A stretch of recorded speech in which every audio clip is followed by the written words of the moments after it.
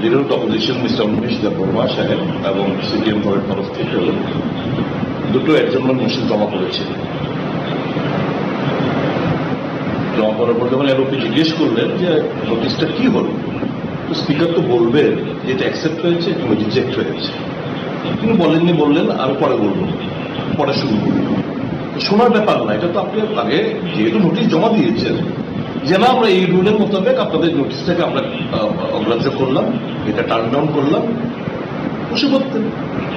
প্রথমে obviously leader of opposition বা communist দলের তরফ থেকে জমা দেওয়া সত্ত্বেও সঠিক উত্তর পায়নি বলে তারা প্রতিবাদ করতে শুরু করলেন। আমরা এটা দেখলাম গুরুত্ব বিবেচনা করে কংগ্রেস পরিষদ দলের তরফ থেকে আমরাও ভাবলাম যে না এটা তো কারেক্ট, এবং এই ভদ্রলোক মানে এই যে বিধায়ক সে আজকে বিধানসভার মধ্যে হাজির, তার মানে কি এই বিধানসভার পবিত্রতা নষ্ট হচ্ছে।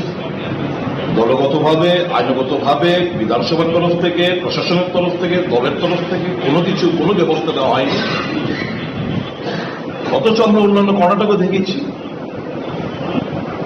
যখন একজন এরকম একটা পরিস্থিতি তৈরি হয়েছিল, কোনো ব্লু ফিল্ম দেখা হচ্ছিল, সে কিন্তু পদত্যাগ করেছেন, যদিও পরবর্তী সময় বিজেপি তাকে প্রমোশন দিয়েছে, মন্ত্রিসভায় একে স্থান দিয়েছে, যে অন্তত রেজিগনেশন তো দিয়েছে।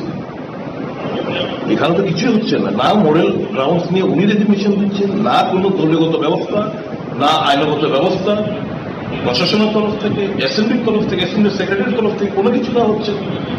যথার্থভাবে এটা নিয়ে প্রতিবাদ বিরোধী অপোজিশন নেতার তরফ থেকে, সিপিএম এর তরফ থেকে, কংগ্রেস পরিষদের তরফ থেকে আমরা সুরে সুর মিলিয়েছি। হঠাৎ করে দেখলাম কোনো কিছু ছাড়াই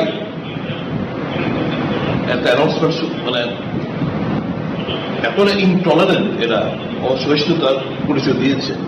এবং মুখ্যমন্ত্রী বিধানসভা তো নতুন, কাজে উনাকে যেরকম ভাবে ধূর্ত একটা লোক, এই লোকটা যেরকম ভাবে মিসবিহেভ করছেন, it does not speak well of democracy and it does not speak well of the chief minister also.